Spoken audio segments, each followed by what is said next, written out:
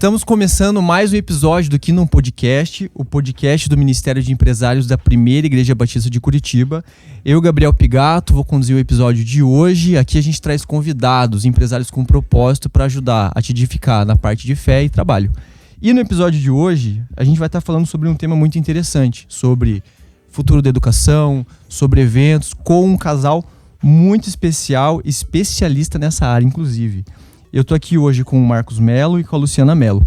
O Marcos, ele atuou como professor na PUC Paraná, foi professor e técnico de handebol em vários lugares, CEO da empresa Forbil, presidente da Futuro Eventos. E a Lu Melo é cofundadora da Futuro Eventos, formada também em Educação Física pela PUC Paraná e fez MBA em Gestão Empresarial pela FGV. O propósito desse casal é levar desenvolvimento, conhecimento de estratégias e propósitos para líderes empresariais na área educacional. Eles já tiveram mais de 600 mil educadores impactados e fizeram mais de 300 eventos pelo país. Sem contar, o mais importante, a família muito linda que eles têm. E hoje eu recebo os dois aqui. Gente, obrigado por terem aceito o convite. A gente que agradece, Gabriel, e é uma honra estar aqui podendo colaborar, né? E aprender junto, né? E a gente passar um pouquinho desses 30 anos aí de empreendedorismo na área educacional, mas de forma mais objetiva, organizando feiras e congressos pelo país. E antes da gente começar a trocar ideia sobre o tema, a gente quer conhecer um pouquinho mais de vocês. Contar um pouquinho, 30 anos, né? A gente vai ter que fazer um resumão, mas conta pra gente aí um pouquinho como é que foi, como é que vocês entraram nessa área, até como é que vocês se conheceram nesse meio tempo aí. Nós nos conhecemos através do esporte, né? O esporte foi a ligação da nossa vida. E quando nós nos unimos, né, enquanto casal, resolvemos começar junto, a trabalhar juntos, e vimos que o empreendedorismo era a nossa veia, mas sem ter nenhuma fundamentação para empreender e para montar uma empresa. E assim isso ocorreu já em 1991, que foi o ano que nós estivemos juntos, né, a partir do dia 6 de março. E de lá para cá não paramos mais e empreendemos juntos até hoje. Show de bola. Como é que surgiu essa ideia da área educacional? Porque vocês eram de educação física, né? Professor de handebol, uma veia empreendedora e... Posso contar então, Melo? Pode. Assim, é meio engraçado a história, Gabriel, pitch, né? Mas eu vou tentar fazer um pitch bem rápido aqui. Então, como o Melo falou, a gente veio do esporte e, enfim... o Melo tinha 36 anos na época, quando nos casamos. Eu tinha 19, na verdade, né? E, enfim... Isso em 91, né? Isso em 91. Uma menina imatura, porque 19 anos é praticamente uma menina, né? Quase a idade da minha filha hoje.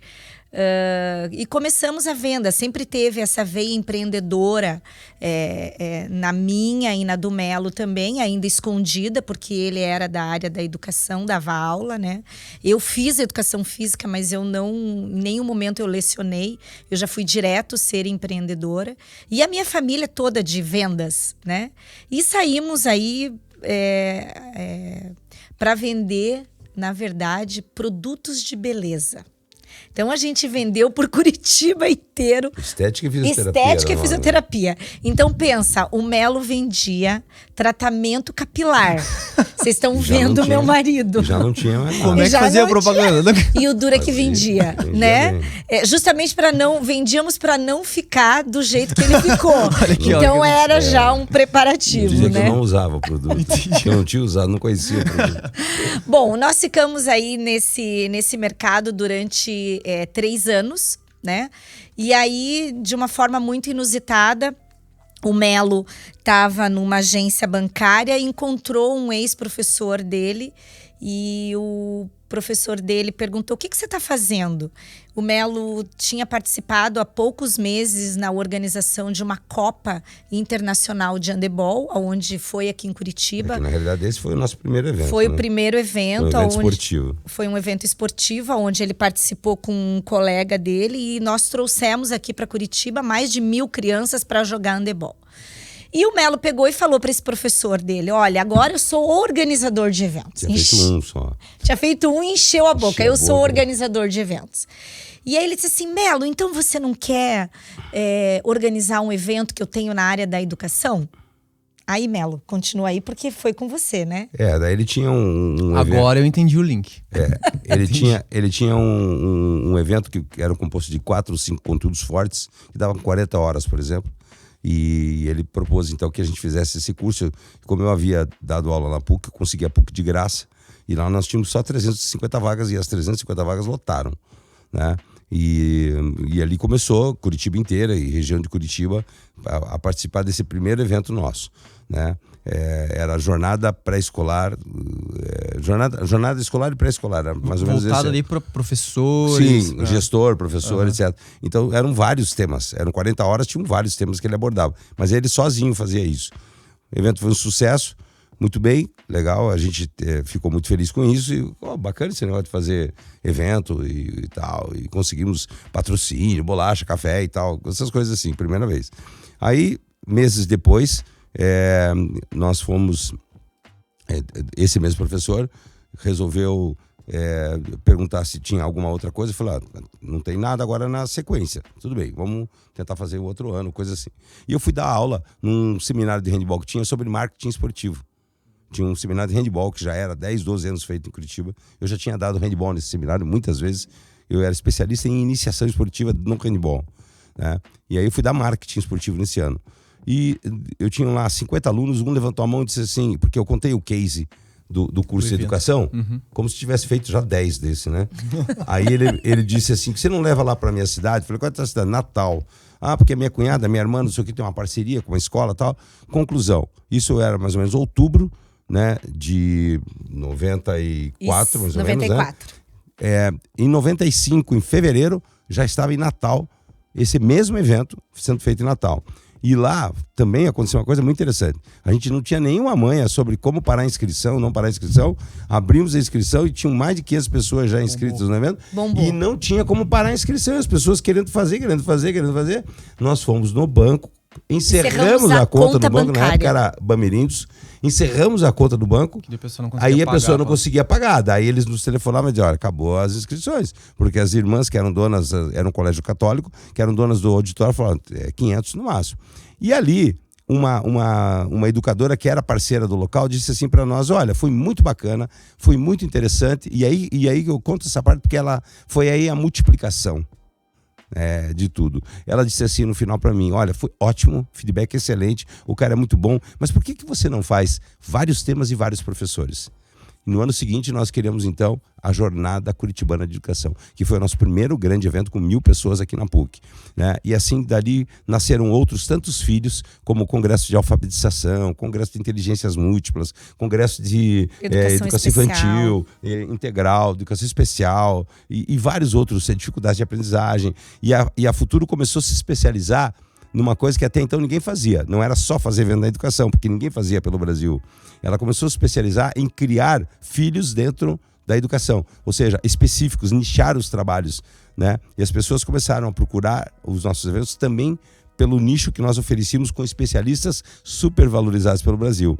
E aí também começamos a avançar pelo Brasil afora. E todos começaram a conhecer a Futuro pelo Brasil afora. Então assim foi. Depois de Fortaleza, depois de Natal, voltamos a Curitiba, fizemos mais 2, 3 aqui e daqui a pouco começamos a invadir Fortaleza, Salvador, Manaus, Belém, Rio de Janeiro, Porto Alegre, Gramado. Na verdade, Gabriel, uma curiosidade bem interessante, né? Quando você colocou ali que a gente já fez mais de 300 eventos. Na verdade, a gente só não foi em 5 estados do Brasil. O restante. Então, a gente só não foi para Tocantins, Amapá, Acre, Rondônia e Roraima. O restante, todos os outros estados nós estivemos de alguma forma, seja na capital ou em alguma outra cidade daquele estado. E a Futuro Eventos, ela foi a empresa percursora no Brasil em levar capacitação. Porque naquela época de 90 até 2005, 2005, não existia capacitação de uma forma... Era só educar Era só um grande evento que tinha. Em São Paulo por ano. E geralzão. Geralzão, um evento geralzão, assim. Geralzão é um tema de cada coisa. Então ele não tinha algo específico e nichado. E as pessoas tinham dificuldade de vir do Brasil inteiro para São Paulo, ou mesmo para Curitiba. E a gente começou a sentir isso aqui. E aí eu e a Lu falamos, foi por isso que vamos daí arriscar? Aí foi por isso que nós começamos a levar de forma intuitiva, porque naquela época a gente não tinha conhecimento nenhum da palavra, né? Hoje a gente já entende que a gente era guiado pelo exatamente. Que a gente era guiado pelo Espírito Santo. Era o mover dele já naquela época pra gente, porque ele era muito bom com a gente. Porque, veja assim, a gente falou, um olhava pro outro e dizia assim, mas a gente não conhece nada sobre a Bahia, por exemplo. É uma cultura totalmente diferente. A gente não conhece nada do Rio de Janeiro. É uma cultura totalmente diferente. No fim, Gabriel, as pessoas começaram a se adaptar à nossa cultura de horário, de disciplina, de qualidade, porque o Paraná, naquela época, ele jogava para fora, para o Brasil inteiro, e sempre foi algo de qualidade, compreende?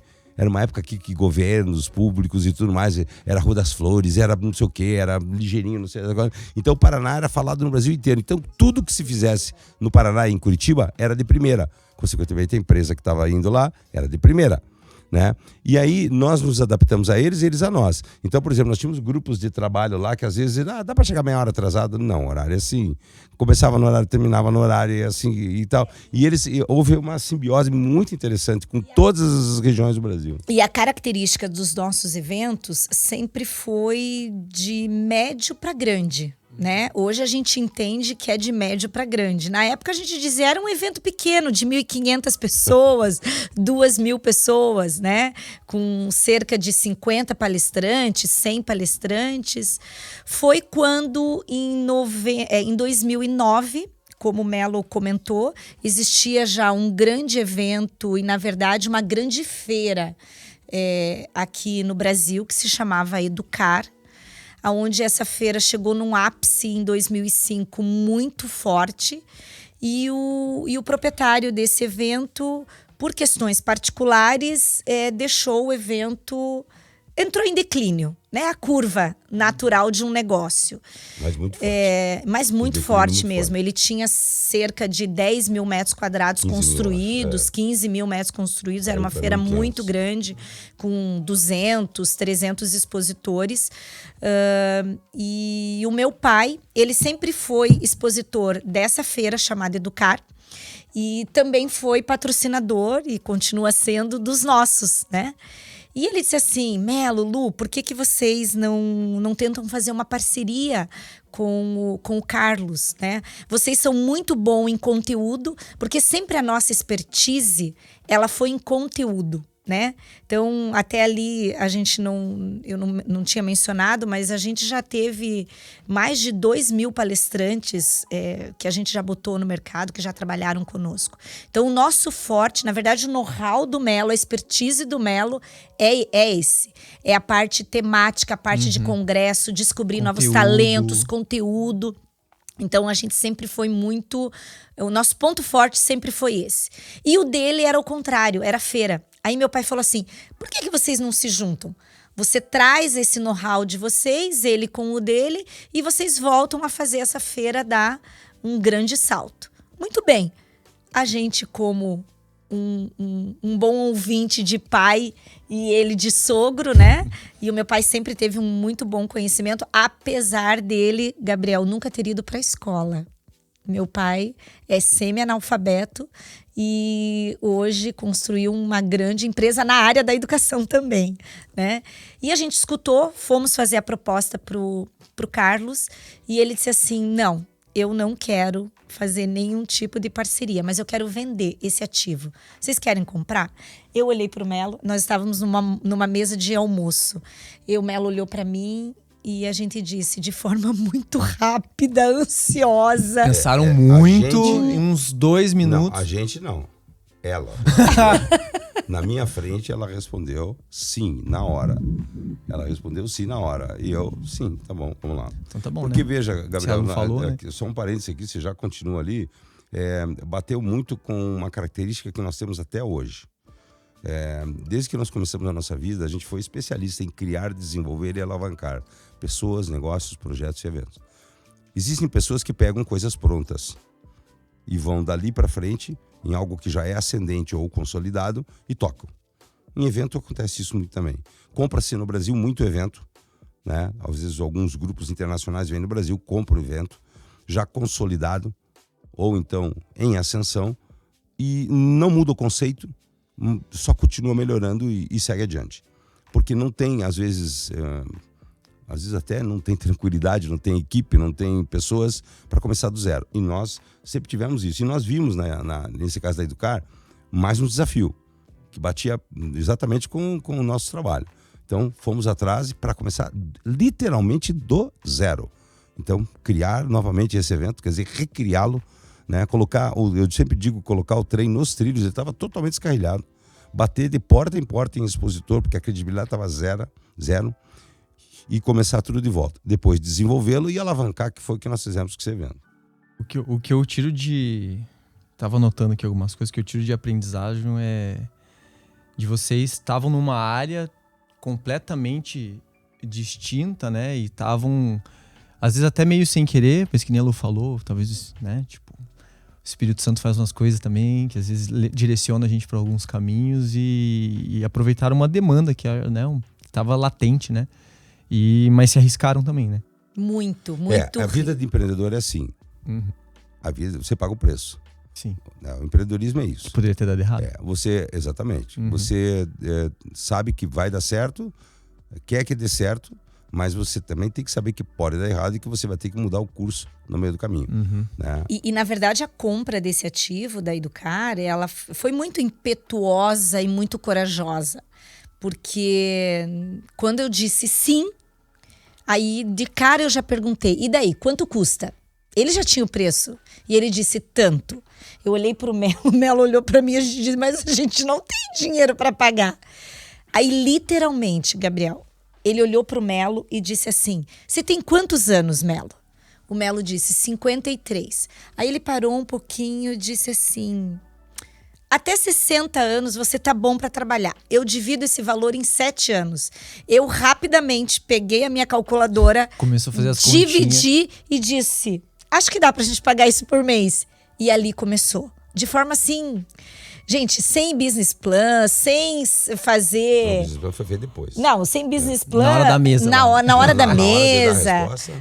Sem sem perguntar o que a gente estava levando, o que estava comprando. Como é que estavam as marcas, nada. Foi acreditando no nome do evento, que já tinha sido um sucesso durante tantos anos, acreditando no nosso potencial e na nossa relação com o mercado, que já era grande. Afinal de contas, nós tínhamos começado em 94 e ele em 93. Não foi à toa. A gente dá uma planejada antes, né? Mas assim, tem várias habilidades que vocês já tinham, né? Já tínhamos. E como o evento era muito grande e os nossos eram espalhados, nós fazíamos cerca de 15 a 20 eventos no ano. Quando a gente adquiriu em 2009 daí a Educar, a gente teve que diminuir. Porque daí a força teve que ir para o grande. Então a gente começou a fazer 8, 10 eventos no máximo. Tomava muito tempo. Mais a Educar. Né? Então ali também teve uma reorganização, uma reestruturação. Nós não vivíamos uma época do digital que a gente vive hoje. Sim. As nossas divulgações em todos os nossos eventos era papel, viagem corpo a corpo. Era a época de levar folder. Eu viajava no início da empresa 14 mil quilômetros por evento de carro. Divulgando em prefeituras, em colégios, num raio, eu aumentava o raio, 100 quilômetros, 200, 300. Nossa. Eu chegava a fazer até, por exemplo, um evento em Curitiba, eu ia até BH e ia até Porto Alegre. Eu fazia divulgação. E às vezes eu me perguntava, por que eu estou indo em BH? Mas por que eu estou indo em Porto Alegre, evento em Curitiba? Quando nós íamos ver no evento, vinham 1, 2, 3, 4 pessoas, no início. Daqui a pouco, quando nós fomos para essas cidades fazer evento, o que você imagina que aconteceu? Todo mundo já nos conhecia. Todo mundo conhecia a Futuro e diziam, até que enfim aquela empresa que a gente nunca pôde ir, agora veio para cá. A gente vai fazer, porque nós éramos os únicos no Brasil, e aliás até para fazer esse tipo de evento somos ainda, para ir até as pessoas fazer o evento. Entendeu? Mas Melo, aproveitando, eu queria já introduzir, aproveitando a tua deixa, 2 temas, né? O primeiro, dos desafios, né? De fazer um evento desse tamanho, mas principalmente integrando aí com a conversão de vocês, né? Integrando fé e trabalho. O que mudou? Porque nessa época vocês não tinham conhecido Jesus ainda, né? Não. Uhum. A Luciana... Eu acho que eu vou... Essa parte, porque é bem o início da Educar, 2009. Ali Deus começou a nos preparar, né? De 2009 até 2013, a gente acelerou o evento e trabalhamos muito, muito. Eu entrei em burnout, depressão e enfim, foi bem caótico a minha saúde, a minha vida emocional, até o nosso casamento mesmo, né? E quando foi em 2012, o evento já estava num ápice e já tinha atingido todos os objetivos que nós tínhamos traçado. E nós fomos procurados por um grupo de fora do Brasil para adquirir esse evento. E ali eu vi que já era um agir de Deus para, entre aspas, a gente começar um tratamento, né, que Deus queria nos dar. Foi quando nós, então, vendemos esse evento de 2012 para 2013. Em maio de 2013, esse evento não era mais nosso. Nós ficamos ainda 3 anos na gestão. E em novembro de 2013 foi quando eu verdadeiramente conheci Jesus. Mas eu estava literalmente no caco. Eu só estava esperando pegar o vaso, jogar e ele ser quebrado, porque já estava muito ressequido, eu já não tinha mais ânimo, eu já não tinha... E a nossa condição financeira boa... Casamento ruim, convivência com os filhos também, porque a gente trabalhava muito, então não tinha o discernimento que a família era em primeiro lugar. Para mim, o que era em primeiro lugar era dar condições financeiras de estudo para os filhos, né? Então, glórias a Deus que a gente vendeu o evento. Foi daí quando a minha nora, que hoje é minha nora, na época era funcionária, né? E que daí acabou se tornando minha nora, porque o meu filho começou a namorar com ela. Ela vendo o meu estado, ela disse assim, Lu, você não quer ir num retiro? Eu falei, quê? Retiro? Não quero nem saber de retiro. Nós estávamos num evento em São Paulo, e aí o Melo chegou para mim e disse, vai nesse retiro, porque é bom. Eu falei, não vou, não adianta insistir. Pensa numa mulher controladora, dominadora, mandona. Não faço ideia, Melo. Não faço ideia. E eu disse, não vou. O meu filho que estava junto nesse evento falou, mãe, vai. O Gustavo, vai. Eu falei, não vou. O Melo pegou, como eu estava num processo já de terapia, ligou para minha psicóloga e disse, olha, Ruth, a minha última tentativa é você. Tenta convencer a Lu de ir. Ela me ligou. Isso era uma sexta-feira de tarde, na hora do almoço. O retiro era às 6 horas da tarde, e eu estava em São Paulo. Ela me ligou e disse, Lu, vai ser bom para você, vai. Falei, Ruth, eu vou porque você tá me pedindo. Aí falei pro Melo, muito bem, eu vou. Nós íamos embarcar de São Paulo para Curitiba às 4, e eu falei, tá, mas como é que vai rolar? Eu tô aqui 4 horas, vou chegar em Curitiba às 5. Eu tenho que estar às 6 na igreja, conforme vocês estão me falando aí. Pode deixar que tá tudo certo. E realmente estava tudo certo, gente. Porque olha só, Gabriel. E olha como já era o agir de Deus. Já tinha um monte de gente orando por mim, que eu fui saber isso depois. Já tinham acabado as vagas, porque eu disse que não ia.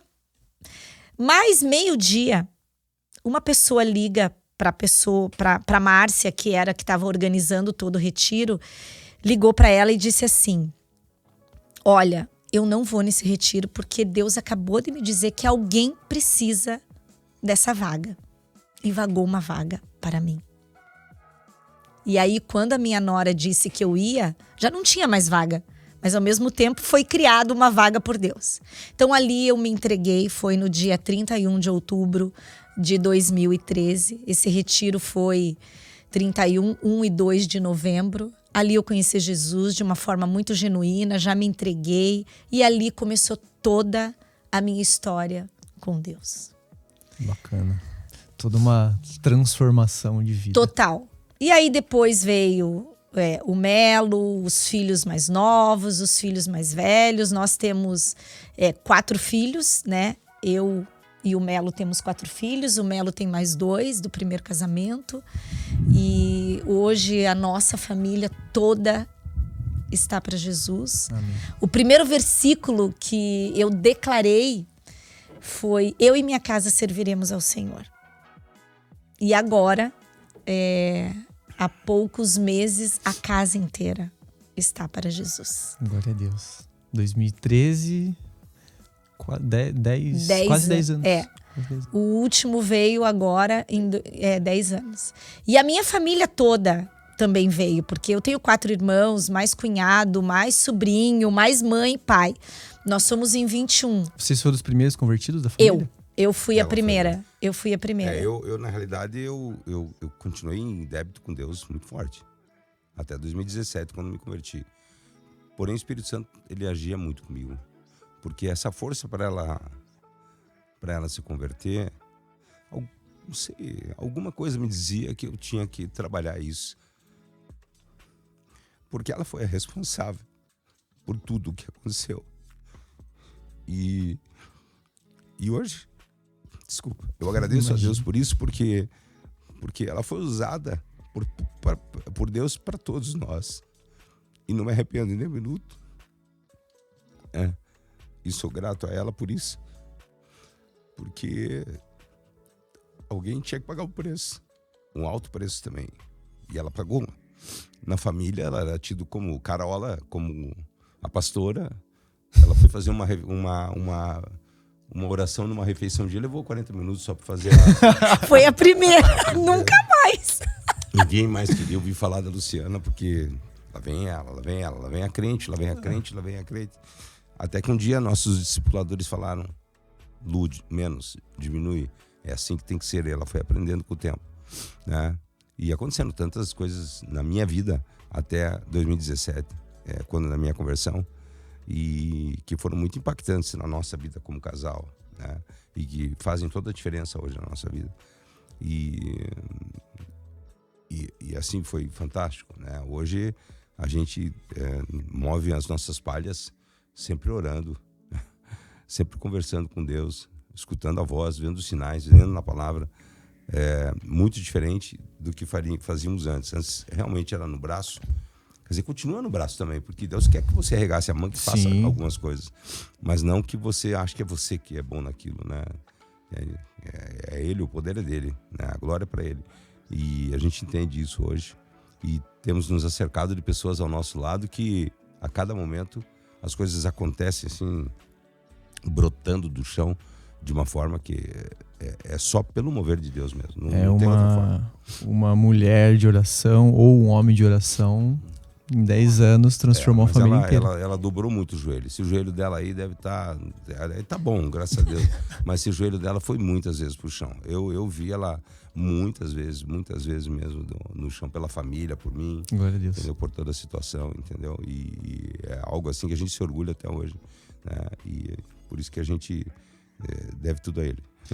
Aí eu pergunto para vocês, agora voltando pro tema empresarial, o que mudou? Mudou quando a gente entendeu de que fé e negócio não estão dissociados. Mas a gente não tinha esse entendimento e talvez muitos empresários não tinham, né? Eu tive a grata felicidade... Não tem ainda, né? E ainda não tem. A gente teve a grata felicidade, nós congregávamos na Igreja Batista Alameda e lá eu conheci uma pessoa chamada Sérgio Damiani, né? De forma inusitada, numa festa de formatura, onde eu fui me aconselhar por questões financeiras com ele, né? E a gente marcou um encontro no escritório dele. Ficamos ali praticamente 2 horas conversando, 5 minutos sobre o assunto que eu fui. E a outra hora, 1 hora e 55 minutos, a gente ficou conversando sobre um projeto que ele estava trazendo para o Brasil, que se chama C12. Ele já estava com as negociações bem avançadas desse projeto e eu cheguei para ele e disse assim, nós o chamamos de Serginho. Serginho, eu tô dentro. Eu quero te ajudar. Não importa, eu já não estava mais trabalhando com Melo, porque naquela época a gente ainda estava reestruturando toda a nossa vida, foi bem no finalzinho, bem no início, quer dizer, da conversão do Melo, então eu não queria mais trabalhar com Melo, né? E eu disse assim, o que você precisar, eu te ajudo. Isso foi em abril, mais ou menos, de 2018, né? Em maio de 2018, ele acabou indo para os Estados Unidos para fechar, enfim, toda a parte negocial que necessitava. E no finalzinho de maio, a gente conversou e eu comecei junto com ele o C12, que é exatamente isso que a gente hoje vive, que é fé e negócio. Né? Então, a gente montou os grupos, a gente é uma metodologia americana que capacita empresários cristãos a aliar fé e negócio. Né? Então, ali foi o início de tudo. O Melo foi o primeiro membro desse grupo aqui no Brasil, e ali a gente começou a aprender tudo. Então, na verdade, a gente deve muito, tudo que a gente sabe hoje, pelo C12. Né? E através de todas as pessoas que estão inseridas nesse projeto, que hoje já está no Brasil inteiro.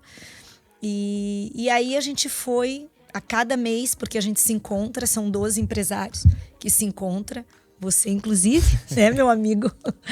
E a gente acaba se encontrando, estudando e trazendo todos esses ensinamentos para dentro das nossas empresas. Hoje é muito claro para nós que o nosso ministério é a nossa empresa.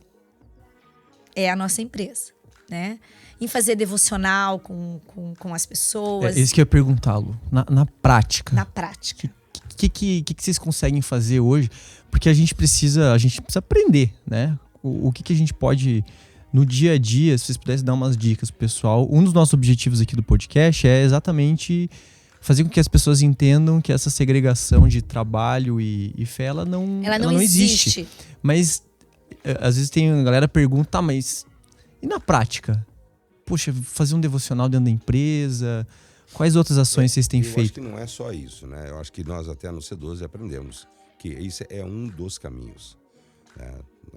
Você pode ter devocional, você pode colocar... Que nem nós, por exemplo, temos uma academia, podemos colocar em todas as portas da academia, no verso da porta, um versículo bíblico e está todo mundo curtindo o versículo bíblico. Chegar para uma pessoa ou colocar escancarado lá atrás, Deus existe ou coisa parecida. Mas eu acho que é muito mais do que isso. É você, nas suas atitudes, nos teus valores, nos teus princípios, não esconder o que você é e você procurar ser o mais correto possível em cima daquilo que a palavra te ensina. E tentar passar para as pessoas assim, eu acredito em alguma coisa diferente. Ou então alguma coisa que existe chamado a palavra de Deus. E a ela o respeito. Né? Eu não sei no que você acredita, às vezes você vai dizer para a pessoa, mas eu acredito nisso. Eu respeito o que você acredita, mas eu acredito nisso, por isso que a gente age dessa forma. E assim a gente faz com os funcionários, assim a gente faz com o cliente, assim a gente faz com o parceiro, assim a gente faz hoje quando estamos anunciando a futuro agora dentro desse novo projeto, onde tem um versículo bíblico que embasa o nosso propósito e a gente contextualiza por que é que aquele versículo bíblico está ali. Ele não está ali só para enfeitar, ele está ali porque a gente defende aquilo que a gente acredita extraído da palavra. No caso lá, Romanos 12:2. Então, o que é aquela contextualização? E assim a gente faz, e assim a gente está aprendendo a fazer a cada dia. Né? A gente avaliou muito sempre isso, porque a gente recebe no C12 uma série de orientações de N coisas para fazer, a gente pode fazer. Nós já temos devocional, já tivemos capelão, nós já tivemos encontro em reuniões de pessoas, inclusive, que são cristãs dando palestras conosco, orações nas nossas reuniões, retiros, etc. pagamento de retiro para os eventos, funcionários. Então, uma série de coisas. Lógico que você pode ter dentro de uma empresa várias políticas. Nós temos colegas no C12 que têm políticas, que têm muitos funcionários, têm políticas de ação, às vezes até muito mais intensas, né? Mas a gente que convive com pessoas muito giro de pessoa na nossa frente, tanto academia como evento, você tem que mostrar nos seus olhos. Você tem que mostrar a hora que você abre sua boca, na hora que a tua língua é colocada para fora, na hora das tuas ações, você tem que dizer assim, eu tenho uma atitude diferente. Entendeu? A pessoa vai te avaliar. E começa por isso, né? Porque as pessoas olham aquilo que você faz e o exemplo. Sim. Porque é muito fácil você pregar uma coisa, estar estampada na parede uma determinada frase e você ter atitudes completamente... E a tua gestão não está alinhada com isso. Não né? está. Na verdade, até pior, né? É até a gente pior. Tá dando mau E a testemunho. gente faz muito testemunhar de coisas que acontecem. Entendeu? A gente fala, olha, eu não sei no que você acredita, mas olha, depois que nós fizemos isso, a promessa que nós temos de Deus aqui, nós tivemos uma oração assim, nós oramos aqui, nós pedimos assim, nós tivemos fé aqui, acreditamos que o milagre ia acontecer dessa forma, e olha, aconteceu exatamente dessa forma. Se você vai acreditar ou não, não sei. Mas aqui está exatamente toda a sequência, todo o storytelling do que Deus preparou pra gente aqui, a narrativa do que tinha que ser. Ela faz isso constantemente, eu faço isso constantemente para as pessoas. Mas assim, para te dar 2 exemplos clássicos, né? Eu vou contar um que aconteceu ontem e um que aconteceu agora de manhã. Ontem nós estávamos com uma fornecedora numa reunião online e ela já tinha me contado que a filha dela estava com uma doença tricolomania, que não sei se você sabe, eu também não sabia o que era, arranca todos os pelos do corpo, da cabeça, enfim. E eu até já estou conversando com ela, muitas vezes pessoalmente orei com ela e tal.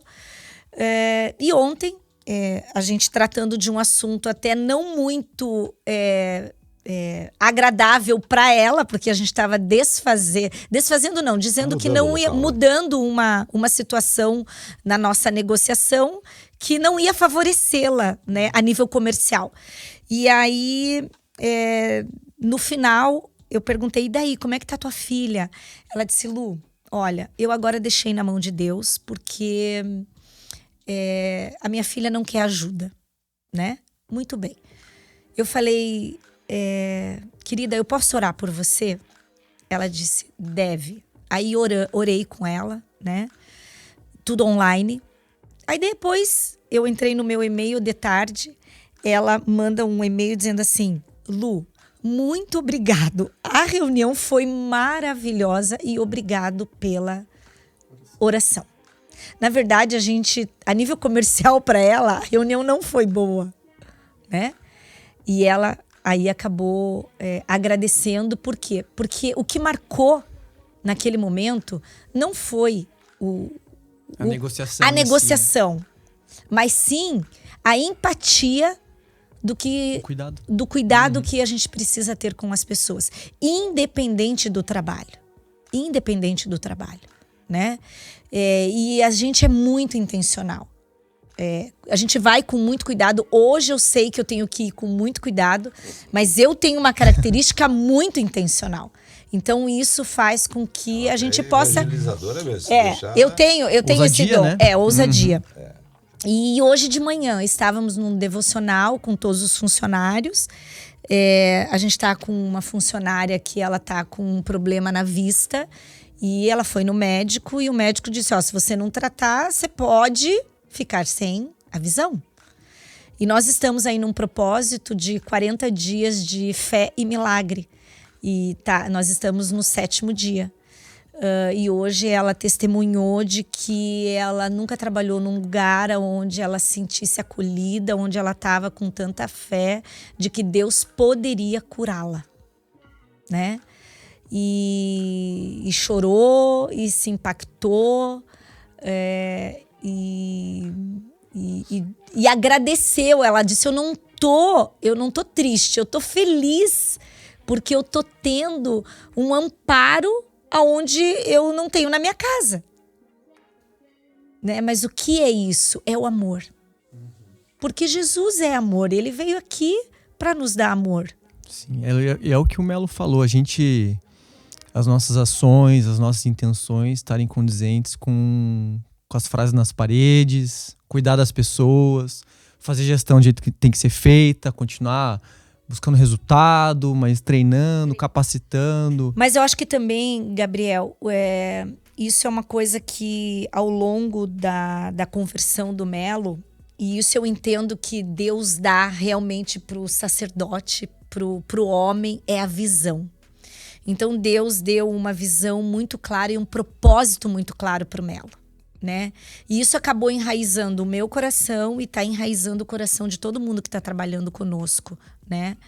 E o nosso propósito é muito claro. Então acho que seria bem bom, Melo, você tocar nisso, porque é a chave, na nossa opinião hoje, é a chave de que você possa impactar o teu negócio com Jesus e também você impactar e cumprir o propósito que Deus tem para você.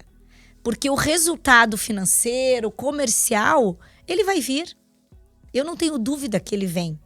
Como ele vai chegar para nós, porque nós estamos reiniciando. Nós ficamos aí 5 anos fora do mercado, em função da gente ter vendido, nós ficamos num período de non-compete. Então a gente está recomeçando toda essa história novamente, né? E o que Deus vem fazendo de milagre, gente, é sobrenatural. Nós vamos agora lançar um evento em agosto, que vai ser o primeiro depois dessa retomada, onde nós temos perto de 400 palestrantes. São 400 temas, 300 palestrantes. Mais de 300. O propósito começou assim, a gente vem com essa pegada a nossa vida inteira, mas a gente nunca tinha se dado conta disso. Nós fomos parar agora quando para refletir o que é que Deus quis conosco a vida inteira. E a gente chegou a essa conclusão também. Mas em 2018, já eu convertido, procurei meu discipulador e disse o seguinte: olha, eu quero transformar vidas na academia. Foi quando eu abri a academia. Ele disse: legal, eu precisava de um versículo bíblico que embasasse esse transformar a vida das pessoas. Ele falou, ele não deixou nem eu terminar de falar. Ele disse assim: abre aí, Romanos 12:2. Foi aí que ele veio. Então leia o que está escrito e é o que você vai fazer lá dentro. Então você vai sempre procurar trabalhar em cima disso, né? Não deixe as pessoas se amoldar. Procure transformação da mente. Esse pastor hoje tem até um livro sobre renovação da mente. E no final você vai ter o bônus que Deus reserva para você, de bom, perfeito e agradável. É simples assim. Agora, como você vai fazer isso? Que jeito você vai fazer? Deus vai falar com você a vida inteira. E assim começamos. Durante a pandemia, a gente falava disso muito. E a OMS, e a academia fechada, todo mundo sofrendo, aquela coisa toda. E a OMS falava o seguinte, que não existe, que a pessoa não é saudável pela ausência da doença ou ausência da dor, e sim pelo perfeito equilíbrio no corpo, na mente, no espírito e nas relações humanas. Falei, opa, é isso que Deus quer falar comigo. E aí, muito bem, eu comecei a discursar isso na academia, para as pessoas, olha, fazia gravações pro Instagram e etc, tal. Até que um belo dia, a academia chamava Academia Bio, até que um belo dia meu filho, que era do marketing, o Gustavo, entrou dentro da minha sala. E a gente queria mudar o conceito da academia, ser uma academia diferenciada, com uma outra pegada, pós-pandemia. E ele voltou com uma proposta de mudar a academia para For Bio, por causa dos 4 pilares do corpo, da mente, do espírito e das relações humanas. E começamos a trabalhar muito forte nisso. Nós fomos fazer então aí uma retrospectiva da nossa vida e percebemos que nós dois, aliás, eu desde 1975, quando comecei a dar a minha primeira aula de educação física, então a minha primeira aula de handball, ou quando eu tinha 16 anos que eu fui ensinar crianças a nadar, porque eu era nadador, e eu fui atuar numa colônia de férias como colaborador, eu estava transformando a vida de pessoas. Depois vieram sempre vários... fizeram isso, só não sabíamos. E no nosso caso, nós, durante muitos anos, através da educação, agora novamente, e na academia, através da atividade física. Porém, a gente começou agora com a educação, o cerco fechou e a coisa foi assim tão completa, como se fosse assim 2 plugs que se enquadram um com o outro perfeitamente. A entrada dos 4 pilares em tudo que a educação tem, que é a preocupação com o corpo. E aqui corpo, entenda-se, o físico, o que nós temos por dentro, né? Não estamos falando de aparência, estamos falando de essência também. Afinal de contas, o Espírito Santo precisa que o nosso corpo esteja bem. Senão ele não vai ficar habitado lá dentro. Você não vai conseguir nem saber como é que está lá dentro. Nem orar você vai conseguir direito. A tua alimentação tem que ser legal e seus hábitos também. Tem que ser completo o corpo. Se você vai para o lado da mente, as tuas emoções e a tua cognição tem que estar perfeita, ou equilibradas, pelo menos. Se vai para a parte espiritual, você tem que estar muito bem com tudo. Não só com a sua fé, não só naquilo que você acredita, mas nos procedimentos, com todas as suas ações, seus valores, seus princípios, como você vê o perdão, como você vê a gratidão, como você vê a compaixão, como é que você age com as pessoas. E no que diz respeito ao convívio com o grupo, as relações humanas, a mesmíssima coisa. Então, tem que ser perfeito. O ser humano tem que estar equilibrado. Não adianta ser um excepcional educador físico e não ter a sua fé bem trabalhada, não ter a sua mente equilibrada. Ser um psiquiatra maravilhoso e ser um obeso de 150 quilos. Né? Tratar da mente das pessoas e, por outro lado, e assim as descompensações que a vida tem. E na área da educação não é diferente disso, porque um professor, para trabalhar com a criança, precisa estar bem, ele precisa estar equilibrado. A criança precisa estar bem, a família precisa estar bem. E a gente está levando essa mensagem através de toda a nossa programação, nesses 400 temas. 100 temas do evento são dedicados à área socioemocional, onde ela está totalmente embasada em cima dos 4 pilares: corpo, mente, espírito e relações humanas. Principalmente esse pilar. Quer dizer, todo o evento, mas principalmente esse pilar em cima disso. Ainda mais a função de um professor, né? Como é que ele vai passar aquilo que ele não tem? Nos momentos que nós vivemos hoje, de violência, pós-pandemia, a sociedade quebrada, a sociedade sem valores, né? Os filhos totalmente distantes das famílias, as famílias distantes dos filhos, as escolas, muitas delas, principalmente no setor público, totalmente sem estrutura, a evolução tecnológica avançando de uma forma impressionante, que se a educação não tomar cuidado, não fizer se fosse no marketing a gente falava um rebranding urgente, não vai avançar. E essa é uma preocupação muito grande da gente. E aí, quando a Lu fala a questão do conteúdo, foi a aposta que nós fizemos naquilo que Deus nos deu de dom para esse ano, e vai ser a vida inteira, que é fazer algo que é muito raro acontecer em eventos educacionais, que é você ter um evento estruturado. Você dizer o que você quer, você mostrar os pilares, você falar no que você está trabalhando, mostrar para o cliente o que é que ele vai ver, o que ele vai ter lá dentro, e trazer as melhores pessoas que você pode trazer. Aliás, dessas 300 pessoas, quase 150 são pessoas cristãs e são ótimos naquilo que fazem. É psiquiatra, é médico, é educador físico, é empresário, é pessoas ligadas a empreendedorismo, e foram surgindo. Eu não fui atrás. Um indicando outro, outro indicando um, e assim veio vindo. E milagre toda hora. Quando a gente orava, eu quero aquele, 2 dias depois acontecia aquele, assim, é algo impressionante. Que coincidência. Cristocidência. Então, só para deixar assim bem claro para quem está nos ouvindo, então, definam, orem e peçam qual é o propósito. E o nosso a gente foi juntando e foi criando. Então, de forma estruturada, transformar a vida das pessoas através do desenvolvimento completo do indivíduo, corpo, mente, espírito e relações humanas. Então, isso é muito intencional. E direciona todas as decisões que vocês tomam. Inclusive, é assim, hoje os nossos funcionários já dizem, realmente, para a gente poder impactar o nosso cliente, a gente primeiro é impactado. Então, olha só, eles já sabem que eles também vão passar por transformação. Eu e o Melo, a gente passa por transformação todos os dias, Gabriel. Todos os dias a gente sabe que a gente tá nessa roda. Que é fácil também, né? Não é nada fácil. Desconfortável, mas milagres. Gente, eu preciso contar 2 milagres aqui, Gabriel. Posso? Pode, lógico. Lá em janeiro, eu peguei o meu caderno de oração e comecei a colocar um monte de palestrante que eu sonhava em ter. Gente, sonhava porque essas pessoas são difícil de agenda e jamais eu poderia imaginar que eles... Com cachê alto, às vezes. Com valores altos, e jamais eu poderia imaginar que essas pessoas poderiam vir para o nosso evento pro bono. E comecei. Como todos estão. Todo evento está sendo assim. E comecei a orar. E aí tinha um que eu circulei. O nome dele é Piero. E eu já tinha até desistido. De verdade, eu já tinha orado, mas sabe quando chegou num determinado momento, eu comecei a orar por outra coisa. Mas a palavra de Deus diz que quando você ora, Deus não esquece. Ele não esquece. Aí, há 2 semanas atrás, uma amiga nossa ligou e disse, olha, esse palestrante que vocês... Não, você tá precisando de mais alguém? Não, ela falou assim, essa palestrante que vocês pediram não vai dar porque ela não vai estar aqui no Brasil. Que a gente tinha pedido uma colega dela para vir aqui pro Brasil, a mentora dela. não vai dar pro Brasil, não vai poder. E aí chegou pro Melo e disse assim, vocês estão precisando de mais alguém? Aí o Melo disse assim... Eu tava dirigindo o carro, eu não vi uma voz. Ela disse assim, eu falei, quem? Ela falou, fulano. Eu disse, pera, deixa eu parar o carro. Porque tá no caderno de oração da Luciana, que era uma das pessoas que ela queria. E aí, gente, do nada veio o Piero. E aí fechamos com ele. Muito bem.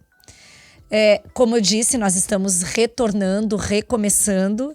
E a gente acha que a pandemia, a gente foi bom para... Teve muitas coisas ruins, mas também tiveram algumas coisas boas que a gente tem que tirar das coisas ruins. Né? Os aprendizados. Mas eu imaginei que quando nós voltássemos, daria tudo certo, tudo online, funcionário, enfim. E recomeçar dessa maneira que eu imaginei, não, e eu não orei. Olha um detalhe, a gente já está há tanto tempo na fé e a gente disse, olha, vamos contratar fulano, beltrano, ciclano, pode estar no Brasil inteiro. Resumindo, em 2 meses não funcionou. Tivemos que fazer tudo presencial. Mas precisávamos de um local, precisávamos de maquinário, de comprar tudo novamente, etc. E eu botei num dos nossos grupos ali de liderança da nossa célula, olha, tem alguém que tem alguma sala, eu posso compartilhar, que seja um local central, e principalmente que eu possa compartilhar, porque hoje eu não tenho condição de ir sozinha. Muito bem. Um colega imediatamente entrou em contato e disse, olha, eu tenho no centro de Curitiba uma sala assim, assim, assim, assim. Eu falei, beleza, eu vou ver. 3 dias depois fui ver, liguei para ele e falei, olha, tá aprovado, qual é a imobiliária que tá? E ele disse, olha, tá na imobiliária tal. Eu liguei para a imobiliária. Não, isso era um sábado. Eu falei, segunda-feira vou ligar para a imobiliária e depois eu te falo o que aconteceu. Isso eram 2 horas da tarde de um sábado. Quando é 5:30 da tarde, ele liga e disse assim, Lu, você gostou mesmo da sala? Eu falei, gostei, meu querido. Já te falei que eu gostei. Agora só a semana que vem eu vou ver todas as tratativas. Bom, se você realmente gostou, eu quero te dizer que Deus acabou de falar comigo e eu vou te dar 1 ano de aluguel. Gente... No momento que vocês estão recomeçando. No momento que a gente está recomeçando. Sabe o cuidado de Deus? O cuidado de Deus. Então, são milagres que vão acontecendo, porque a gente tem que entender, e eu acho que é muito importante isso também, de que a gente não pense que Deus vai fazer Ele pode fazer grandes milagres. Mas sabe o que é o mais gostoso? É você ver milagre todo dia. E com coisas, entre aspas, simples. Eu queria fazer, Gabriel, uma colocação, senão a gente talvez até esqueça de falar nisso. Nós protelamos muito até a própria efetivação do evento, né? Protelamos. Faz, não faz, porque nós não queríamos fazer a mesma coisa que nós já tínhamos feito e vendido para outra empresa. Nós precisamos fazer alguma coisa diferente. E aí colocamos em oração, colocamos na mão de Deus, tínhamos uma promessa de que algo diferente tinha que ser feito, não estávamos entendendo direito essa tal promessa que veio para nós através de um irmão nosso, né, que já tinha dado isso para nós, e fomos pegar isso aos 45 minutos do segundo tempo, né, para poder, e acredito que mesmo algumas coisas tendo saído atrasadas, era o momento de Deus realmente que a coisa atrasasse, porque nós pudéssemos ter percebido que toda a característica do evento tinha que ser diferente, tinha que ser algo novo, disruptivo, exclusivo, diferente daquilo que nós havíamos entregado. Porque, veja, a educação, você fazer um evento, pode ser o mesmo do mesmo. Pode ser o mesmo do mesmo, mas qual é o conceito que você vai fazer disso? E é esse conceito que Deus nos mostrou, para que a gente fosse diferente. E assim a gente tem sido, tanto que muitas coisas vão fugir do padrão de um evento de educação, de você ir lá estudar só, por exemplo, o que é o vestibular, isso para aquilo, então por que a avaliação é boa para isso, para aquilo, coisas assim, coisas que nós já trabalhamos muito, coisas técnicas só. Mas não, a gente também está mexendo muito com o ser humano. A gente está mexendo muito com o ser humano. A forma com que nós estamos tratando todos os 6 pilares, né? A infância, o gestor, a parte do desenvolvimento socioemocional, a transformação digital, a inovação que nós trouxemos para dentro do evento. Ninguém tinha trazido até então para dentro do evento. nós trouxemos para discutir dentro do evento. Estamos trazendo super especialistas. Cada uma desses 2 pilares é em torno de 50 falas, imagine. A educação, posso estar enganado, né? Não sou do meio, mas a educação via de regra, pelo menos as escolas, universidades, são lugares que a inovação caminha um pouco mais devagar, né? O modelo de escola, A ou escola, tem mudado, né? Não, a escola é ainda uma escola medieval, infelizmente. Eu estou generalizando. Sim, Existem escolas que já estão em outro patamar, né? Existem escolas que já se preocuparam em avançar muitos passos à frente e estão conseguindo sucesso. Mas se nós considerarmos que um bom percentual dos nossos alunos do Brasil são de escolas públicas e o nosso grande problema está na escola pública, então nós temos um problema sério de educação no Brasil, em termos de avanços no que diz respeito à modernidade e à inovação. O professor, se você perguntar para um professor, você quer inovar? Ele vai dizer assim, você gostaria de inovar? Ele vai dizer assim, gostaria. Vamos inovar a partir de amanhã? Não, peraí só um pouquinho. Deixa eu só dar uma olhada. Mas aí vem o nosso propósito, não se amolde, né? O nosso versículo do propósito. Não se amolde ao padrão desse mundo, mas transforme-se pela renovação se não houver uma da metanoia, mente. não Então, tem como. se não houver a metanoia, não tem como você mudar o teu comportamento e as tuas atitudes. E agora a gente vai entrar numa etapa muito delicada, né? Com a velocidade que a inteligência artificial vai colocar uma série de coisas, né? No mundo, na sociedade como um todo, se a educação não se despertar, né, ela não vai conseguir avançar nada. Nós vamos ter um retrocesso violento. Não é por causa do ChatGPT, não é só por causa disso, não. São por princípios, são por metodologias, são por tendências, são por ações que as escolas têm que tomar, por preparo do professor, preparo do gestor, preparo do ambiente, né? A relação da família com a escola, a relação da família, a escola e o aluno, né? Quem é esse aluno que está lá dentro?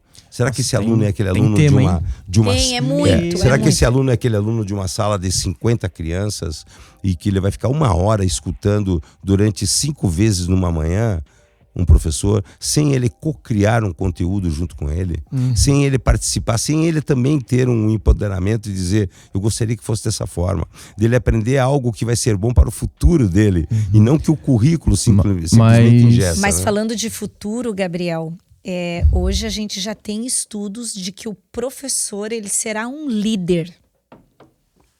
E um curador de conteúdos. Um curador de conteúdo. Ele vai ser um Um líder mediador. de equipes e um curador de conteúdos. Um mediador. Não vai ser mais aquele top-down. Quer dizer, já não é mais. Mas mudou, né? já mudou. Mas a cada dia isso está avançando. Mas, gente, o papo que tá muito bom, mas infelizmente estamos chegando no final do nosso tempo. Gente, Lu, Melo, obrigado pelo tempo de vocês. Vou pedir para vocês darem um recado final para os ouvintes, para os empresários que estão ouvindo, uma mensagem final aí dos aprendizados que vocês tiveram, ou uma mensagem motivadora. Fica a critério de vocês para a gente estar encerrando. Pô, eu vou começar dizendo assim, acreditem, sempre tudo vai dar certo para quem crê e para quem tem fé, né? Pode não ser da forma que você imagina, mas tudo vai dar certo. Então, continue sempre acreditando. Perseverando.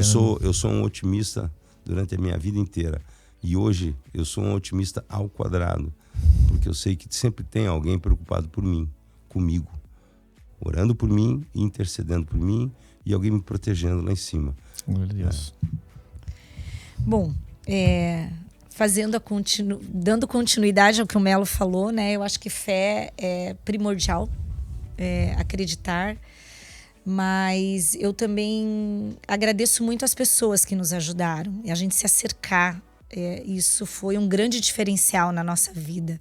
A gente teve pessoas que sempre estiveram nos ensinando. Particularmente, a gente teve sempre um coração ensinável, que eu acho que isso é fundamental. Porque você quebrar paradigmas, você quebrar comportamentos não é fácil. Então você tem que estar cercado, e eu louvo a Deus aí pela vida de muitas pessoas.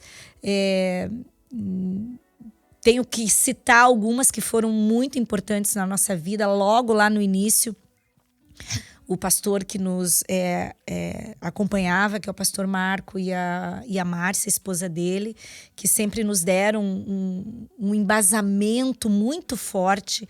Então, o nosso embasamento foi muito bom em função disso. Depois os nossos colegas do C12, você é um deles. E a gente recebe muita, além de força, né? Mas muitos conselhos, eu acredito. E em especial eu quero citar aqui o Tiago Nieve, é mais fácil assim, mais fácil. O nome dele é muito complicado. Que ele chegou para nós ali em 2020 e nos deu uma palavra em Isaías 43, de 18 a 21. E essa palavra, nós na época não entendemos, né? Que Deus ia fazer algo novo na nossa vida e que logo ia acontecer, né? E que era para esquecer do passado. Né? Então a gente falou, bom, então não é para voltar ao futuro, né? Porque é para esquecer do passado. Mas depois a gente entendeu de que realmente era para a gente esquecer o que nós havíamos feito no passado e que Deus ia fazer algo novo, né? Então, você ter uma promessa, e para nós isso, Gabriel, é o que nos move todos os dias. Porque, gente, a gente fica desmotivado. A gente é ser humano. Uhum. E aí, quando a gente fica desmotivado, eu vou lá para a palavra e digo, não, eu tenho uma promessa. Deus vai jorrar água no deserto, rios vão passar, estradas vão se abrir, que é o que esse versículo também fala, né? Então você está cercado de pessoas que te amam sem intenção nenhuma, por amor mesmo. Então a gente louva a Deus pela vida aí dessas pessoas. Hoje a gente está num ministério e é cercado de pessoas que também nos aconselham, não importa o dia, o horário. Então eu louvo a Deus aí pela vida da Thaís, do Ismael, os nossos pastores aqui, que a gente é muito abençoado, né, Gabriel? A Sil e o pastor Michel, que estão sempre à disposição aí para nos aconselhar.